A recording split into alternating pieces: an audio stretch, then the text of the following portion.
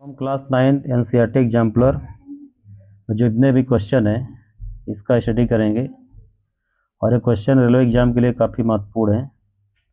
तो सबसे पहले हमारे पास क्वेश्चन है, सबसे पहला क्वेश्चन हमारे पास है, निम्नलिखित परिघटनाओं में कौन सा समुच्चय ताप बढ़ने पर बढ़ेगा। ताप बढ़ने पर जो होता है वाष्पन, विसरण और गैसों का प्रसार ये बढ़ता है। ताप बढ़ने पर वाष्पन, विसरण और गैसों का प्रसार ये बढ़ता है। इसका रीजन क्या होता है कि जब ताप बढ़ाते हैं, टेम्परेचर बढ़ता है, टेम्परेचर राइज होगा तो काइनेटिक एनर्जी जिसे गतिज ऊर्जा कहते हैं वो भी बढ़ जाता है। इसके वजह से वाष्पन, विसरण और गैसों का प्रसार होता है। क्वेश्चन नंबर 2, सीमा ने एक प्राकृतिक गैस संपीड़न इकाई का निरीक्षण किया तथा पाया कि ताप एवं दाब की विशिष्ट परिस्थितियों में गैस को द्रवित किया जा सकता है, मतलब गैस को लिक्विड फॉर्म में बदला जा सकता है, द्रवित किया जा सकता है।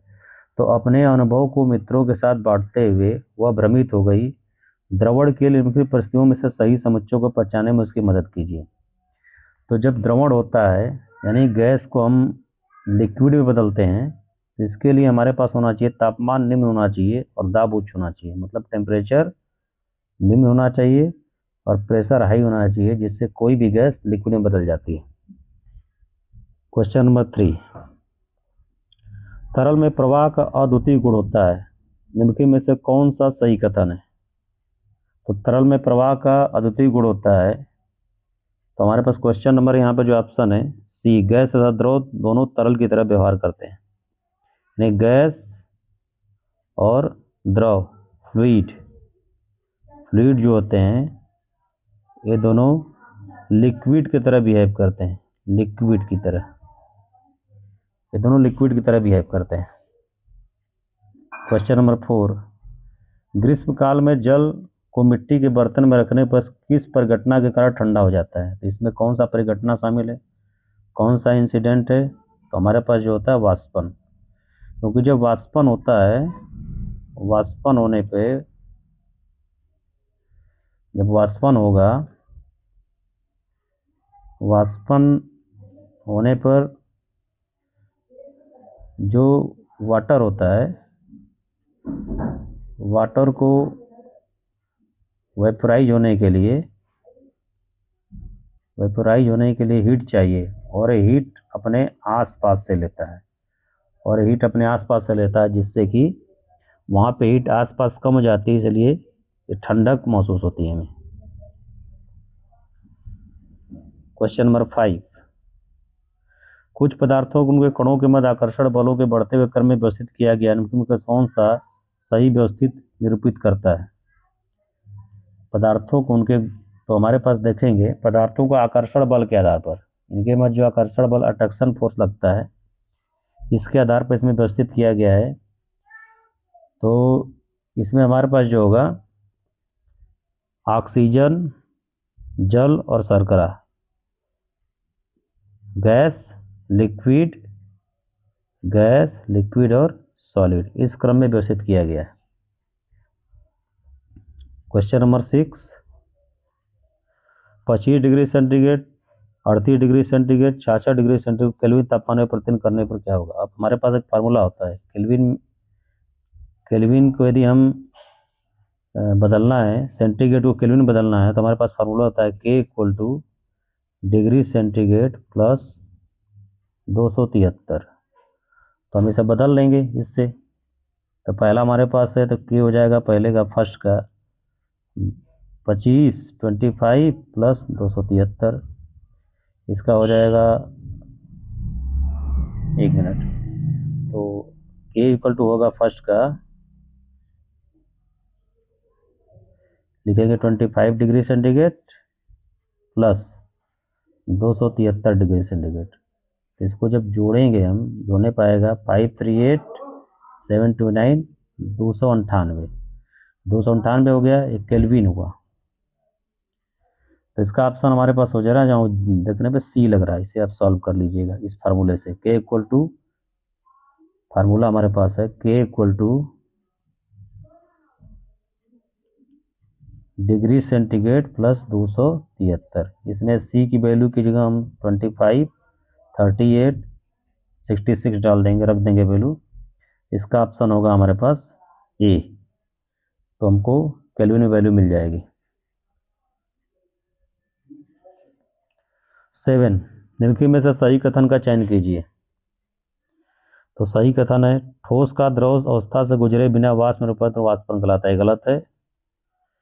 वाष्प का द्रव अवस्था से गुजरे बिना ठोस में रूपांतरण ऊर्ध्वापातन कहलाता है। ये सही है। वाष्प का द्रव अवस्था में गुजरे बिना ठोस में भी, ये भी गलत है, और ये भी गलत है, ये भी गलत है, केवल बी सही है। Diethyl ether acetone n butyl alcohol के क्वथनांक 35 डिग्री सेंटीग्रेड, 56 डिग्री सेंट और 118 डिग्री सेंटीग्रेड है। तो केल्विन में बदलने के लिए सिंपल फार्मूला हमारे पास K इक्वल टू होता है डिग्री सेंटीग्रेड प्लस 273। इस फार्मूले का यूज करेंगे। इसमें सी की जगह जो वैल्यू दी हुई है 35, 56, 118, इसको रख देंगे। तो इसका आंसर हमारे पास हो जाएगा 8 का सी हो जाएगा। एक बार मैं बता दे रहा हूँ आपको, जैसे कि K इक्वल टू लिखेंगे फर्स्ट 35 डिग्री सेंटीग्रेड प्लस 273। तो इसे जोड़ेंगे तो 5, 3, 8 और 7, 3, 10 कैरी 1, तो 308 डिग्री आएगा। इसका आंसर हो जाएगा सी।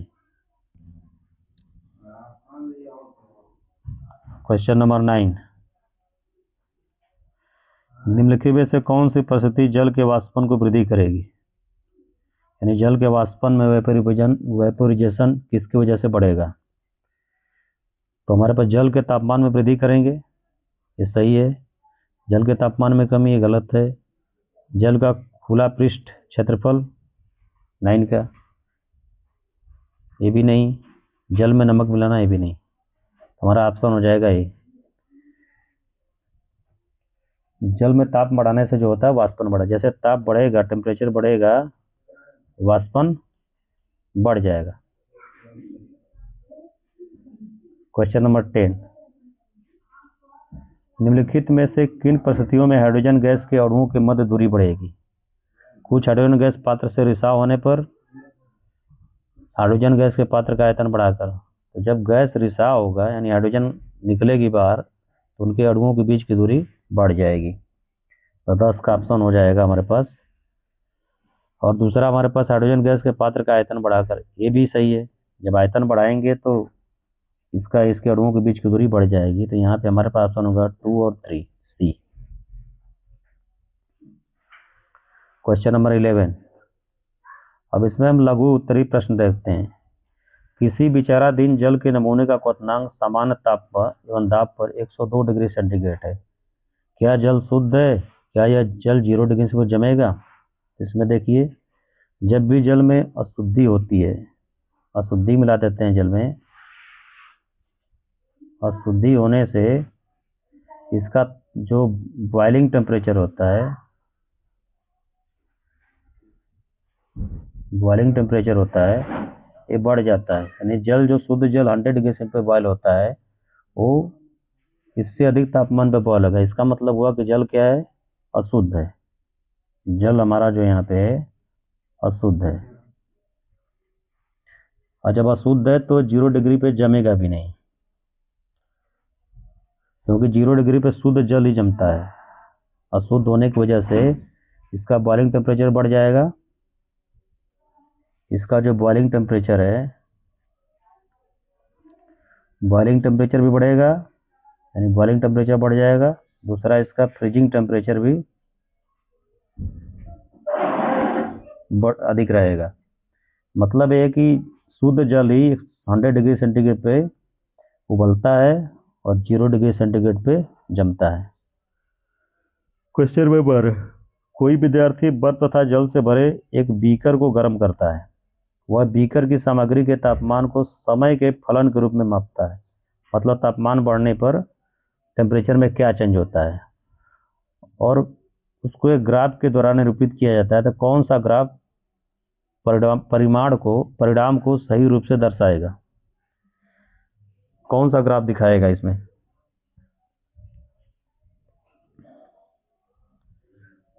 तो इसमें हम देखते हैं हमारे पास जो गैस है, अब देखिए यहाँ पे जब 0 डिग्री से बर्फ, 0 डिग्री पे बर्फ है, अब जैसे हम गर्म करते जाएंगे जब तक कि हमारा आइस जो है मतलब बर्फ द्रव में नहीं बदल जाएगा जल में, तब तक तापमान स्थिर रहेगा। यहाँ पे लेटेंट हीट है, यहाँ पे लेटेंट हीट है।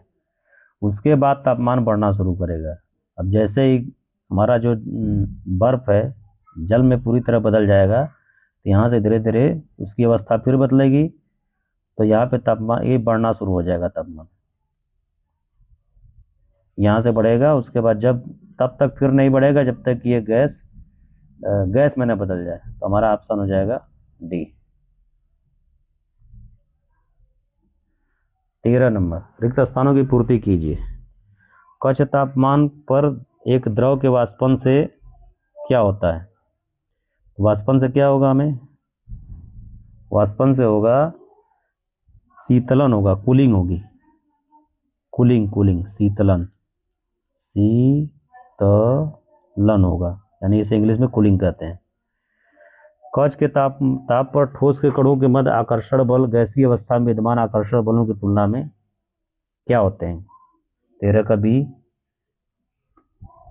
कक्ष ताप पर ठोस के कणों के मध्य आकर्षण बल गैसीय अवस्था में विद्यमान से क्या होते हैं? अधिक होते हैं, क्योंकि ठोस में आकर्षण बल अधिक होता है। यहाँ होगा अधिक, यहाँ पे अधिक होगा। सी, अवस्था में कणों का विन्यास क्रमित होता है। यदि ठोस अवस्था में कणों का विन्यास क्या होता है? क्रमित होता है। यहाँ पे ठोस हो जाएगा।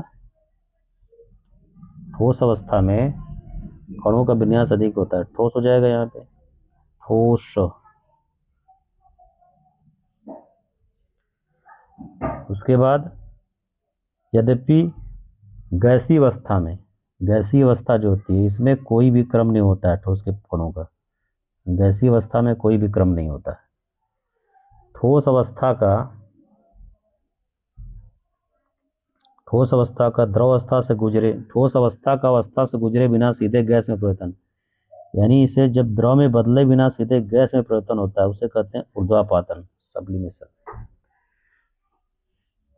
में परिवर्तन क्या कहलाता है? ये कहलाता है ऊर्ध्वापातन, ऊर्ध्वापातज कहलाता है। यानी ऊर्ध्वापातन में क्या होता है कि ठोस बिना गैस द्रव में बदले सीधे गैस में बदल जाता है। क्वेश्चन नंबर 1, क्वथनांक से कम ताप पर द्रव के वाष्प अवस्था क्या कहते हैं? जब जिस तापमान पर द्रव उबलता है उससे कम अवस्था पर जो वाष्पन होता है उसे कहते हैं वाष्पन, उसे वाष्पन कहते हैं, वाष्पन। ये बॉइलिंग टेम्परेचर से कम तापमान हमेशा होता रहता है। इसी की वजह से तालाब के जल सूख जाते हैं, कपड़े सूख जाते हैं। अब आगे हम मैचिंग वाले क्वेश्चन देखते हैं। कॉलम ए में दी गई भौतिक राशियों का सुमेलन कॉलम बी में दिए गए एसआई मात्रकों से कीजिए। दाब का मात्रक क्या होता है? दाब का मात्रक होता है पास्कल। तापमान का मात्रक केल्विन होता है। घनत्व क्या होता है? किलोग्राम प्रति घन मीटर। आयतन का घन मीटर बनी वॉल्यूम, और द्रव्यमान का होगा kilogram. Question number 15, column A तथा कॉलम बी में कुछ भौतिक राशियों के क्रमशः एसआई रहित तथा एसआई मात्रक दिए गए हैं। एक समान भौतिक राशियों में संबंधित मात्रकों को सम्मिलित कीजिए। मतलब जो एक समान उनको एक साथ लगाना। वैसे में देखिए यहाँ पे सेल्सियस है, इसका हो जाएगा केल्विन। सेंटीमीटर को मीटर से कनेक्ट कर देंगे। ग्राम प्रति घन सेंटीमीटर को किलोग्राम प्रति घन मीटर, एसआई मात्रक इधर। बार को कर देंगे पास्कल के साथ, और मिलीग्राम को कर देंगे किलोग्राम के साथ। नेक्स्ट क्वेश्चन देखते हैं।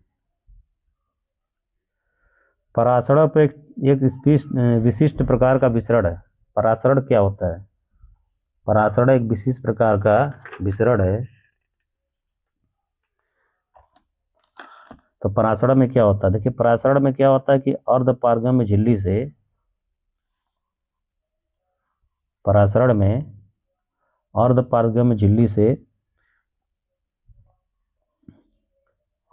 झिल्ली से जो द्रव का गमन होता है।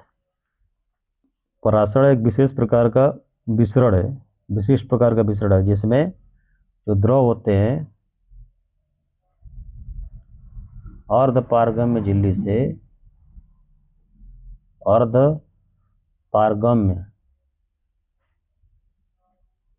अर्धपारगम्य झिल्ली से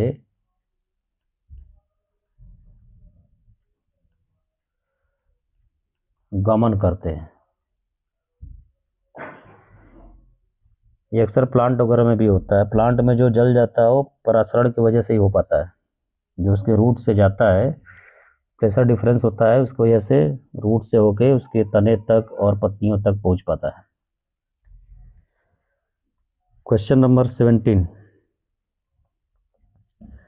निम्नलिखित को परासरण विसरण में वर्णित करें। जल में रखने पर किशमिश का फूलना, यानी जल में रखेंगे किशमिश फूल जाएगी, तो ये क्या है?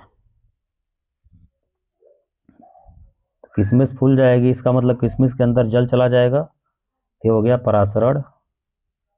परासरण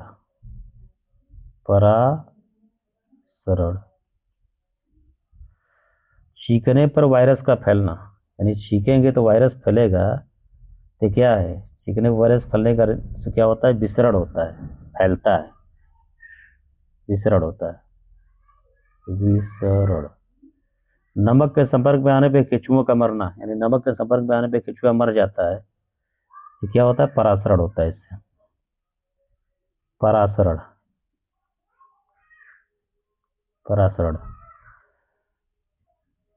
शक्कर की गाढ़ी चाशनी में रखने पर अंगूर का सिकुड़ना, ये भी परासरण होगा, क्योंकि इससे जल बाहर निकल जाएगा। परासरण।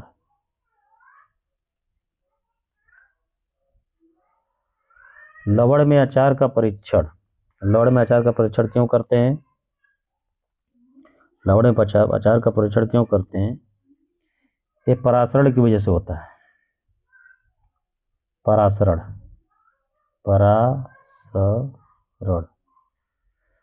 केक को सेकने पर उसकी गंध पूरे घर में फैल जाती है। फैलना क्या है? विसरण है, और सिकुड़ना क्या है?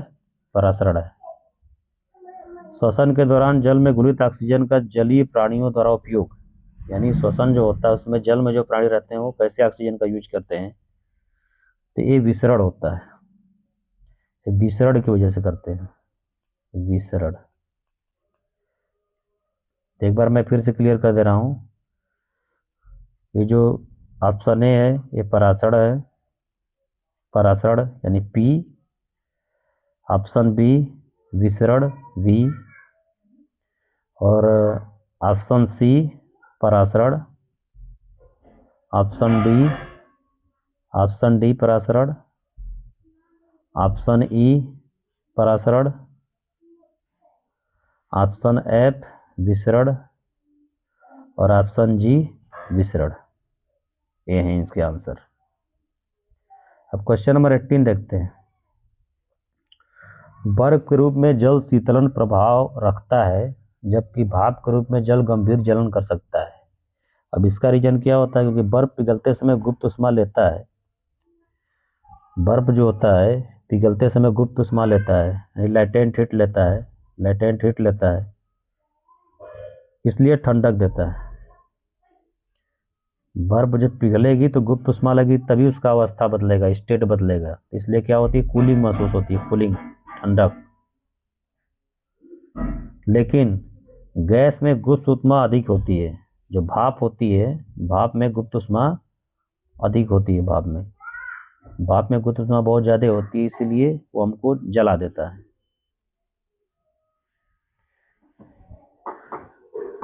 क्वेश्चन नंबर 19, अलका एक केतली में चाय बना रही है। उसने केतली की टोटी से निकलती हुई भाप के झोंके से अचानक अत्यधिक उष्मा महसूस की। उसे आश्चर्य हुआ कि केतली में उबलते हुए जल में की तुलना में भाप में तापमान अधिक था। इसका क्या कारण है? देखिए, भाप में गुप्त उष्मा अधिक होती है। भाप में जो होता है, भाप में लैटेंट हीट जो होती है, गुप्त उष्मा, भाप में लैटेंट हीट अधिक होती है, इसीलिए उसमें तापमान ज़्यादा होता है। क्वेश्चन नंबर 20, गर्म जल युक्त कांच के पात्र को रेफ्रिजरेटर के फ्रीजर प्रभाग यानी इसमें तापमान 0 डिग्री सेंटीग्रेड से कम है, जहाँ फ्रीजर होता है, रखा गया है। यदि आप पात्र की अंत वस्तु के तापमान माप कर सके तो कौन सा ग्राफ होगा इसमें? इसे थोड़ा सही करते हैं। तो कौन सा ग्राफ होगा इसमें, ये पूछ रहा है।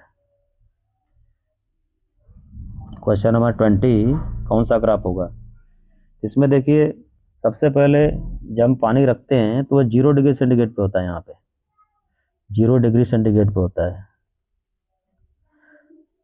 0 डिग्री सेंटीग्रेड से जब तक वो बर्फ नहीं बदल जाता, आइस में नहीं बदल जाता है, तब तक तापमान कांस्टेंट रहता है। यहाँ पे टेम्परेचर कांस्टेंट रहता है। उसके बाद धीरे धीरे टेम्परेचर घटता है, तो इसका ग्राफ होगा ए। क्वेश्चन नंबर 21, चित्र को देखिए तो सुझाव दीजिए कि किस पात्र ए बी सी में वाष्पन अधिक होगा। यहाँ पे देखिए, ये पात्र है, ये केवल हवा में खुला हुआ है और इसके ऊपर कोई फैन वैन नहीं लगा है, तो ये तो होगा नहीं, गलत है। ये छोटा पात्र, इसका वॉल्यूम कम है। लेकिन ये पात्र बड़ा है और इसके ऊपर फैन लगा है, तो यहाँ पे दो चीज़ें काम करेंगी। पहला तो वाष्पन सरफेस खुला है, ओपन सरफेस है, इसलिए वाष्पन होगा यहाँ पे। और दूसरा हवा की वजह से वाष्पन होगा, तो ऑप्शन हो जाएगा सी, और ये डी गलत है क्योंकि ये क्लोज पात्र। 21, ठोस का वाष्प में रूपांतरण ऊर्ध्वापातन कहलाता है। वाष्प के ठोस रूप में रूपांतरण को व्यक्त करने के लिए वाले पद का नाम बताइए। मतलब कौन कौन से पद हैं, कौन कौन से पद हैं? तो हमारे पास एक होता है ठोस का वाष्प रूप में रूपांतरण, वाष्प के ठोस रूप में बदलना। वाष्प को जो ठोस रूप बदलने कहते हैं उसे कहते हैं निक्षेपण। निक्षेपण, या इसे इंग्लिश में कहेंगे डिपोजिशन। डिपोजिशन, डिपोजिशन से क्या होता है, जो वाष्प होती है ठोस में बदल जाती है। ठोस अवस्था का द्रव अवस्था में रूपांतरण गलन कहलाता है। गलन की गुरुत्व ऊष्मा से क्या तात्पर्य है? गुरुत्व ऊष्मा क्या है? गलन की गुरुत्व ऊष्मा बताइए। गुरुत्व ऊष्मा का मतलब होता है लेटेंट हीट जो होती है, यह स्टेट बदलने का काम आती है, मतलब अवस्था में परिवर्तन के काम आती है। जब तक वो पदार्थ अवस्था बदल नहीं देता है तब तक तापमान स्थिर रहता है। मतलब गुरुत्व ऊष्मा वह ऊष्मा है जब अवस्था परिवर्तन में ताप बदले बिना लगती है। यानी कह सकते हैं गुरुत्व ऊष्मा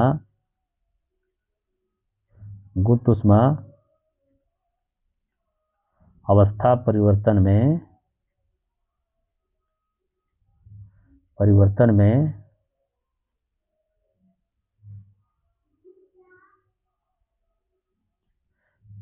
बिना ताप बदले, बिना तापमान बदले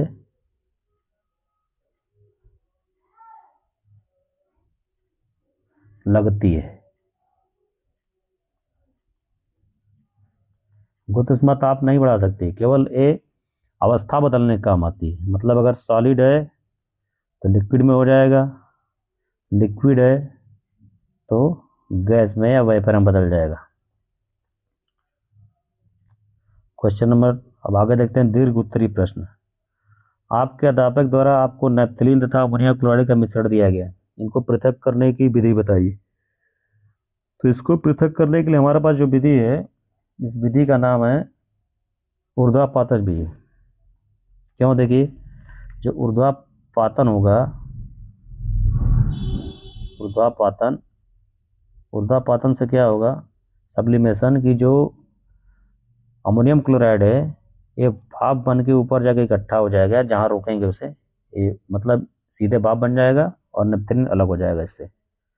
ग्रीष्म काल में प्रियांशु तथा अली ने क्रमशः सूती तथा नायलॉन के वस्त्र पहन रखे। आपकी समझ में कौन अधिक आराम था? यहाँ देखिए, सूती वस्त्र अधिक आरामदायक है, क्योंकि क्या होता है कि सूती वस्त्र पसीने को सोखता है और जिससे पसीना वाष्पित होता है, तो वाष्पन के दौरान जो हीट होती है हमारी बॉडी से ली जाती है, हमारी बॉडी से हीट निकलती है, बॉडी से ली जाती है वाष्पन के लिए, जिससे हमें ठंडक महसूस होती है और आरामदायक लगता है, इसलिए सूती वस्त्र। एक पार्टी में आप अपने प्रिय शर्ट पहनना चाहते हैं, समस्या है कि वह धोने के पश्चात अभी भी गीली है, तो इसके लिए क्या करेंगे? जल्दी सूख जाएगा। तो सूखने के लिए क्या करना होगा हमें? तो कपड़े को पहला निचोड़ना होगा, निचोड़ना होगा, निचोड़ेंगे पहले, उसके बाद उसे हवा में फैलाएंगे, हवा में फैलाएंगे, फैलाना, उसके बाद हवा में फैलाने के बाद उसे पंखे या धूप में रखेंगे, पंखे या धूप में, धूप में रख देंगे तो हो जाएगा, जल्दी सूख जाएगा। क्वेश्चन नंबर 26, निम्नलिखित कथनों पर टिप्पणी कीजिए। वाष्पन शीतलन उत्पन्न करता है, वाष्पन शीतलन उत्पन्न करता है, क्योंकि वाष्पन में जो हीट होती है अवशोषित होती है।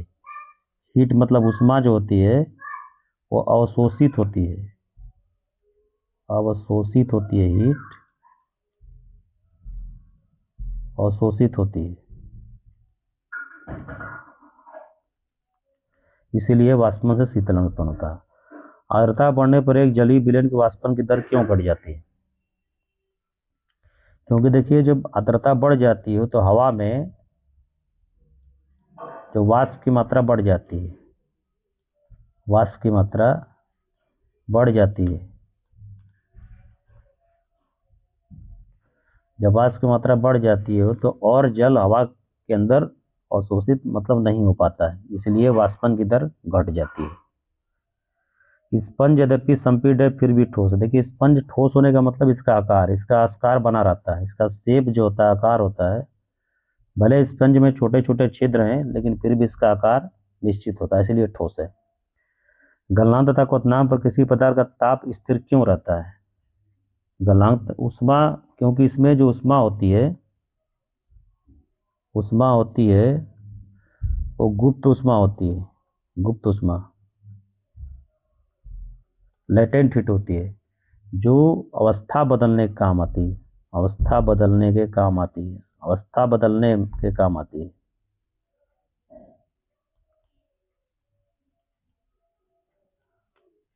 काम आती है। यह तापमान नहीं बढ़ा सकती, क्योंकि जितनी एनर्जी है वो सब एनर्जी अवस्था बदलने में खत्म हो जाती है, तो इसीलिए तापमान स्थिर रहता है। इस वीडियो को लाइक और सब्सक्राइब करें, जिससे मुझे मोटिवेशन मिलता है और मैं आगे भी अच्छी तरह से वर्क कर पाऊँ। तो कृपया इस वीडियो को लाइक और सब्सक्राइब करें। Thank you for watching my video. अगला वीडियो आपको आज शाम को मिल जाएगा, जिसमें हम रेलवे के प्रीवियस ईयर क्वेश्चन डिस्कस करेंगे। Thank you.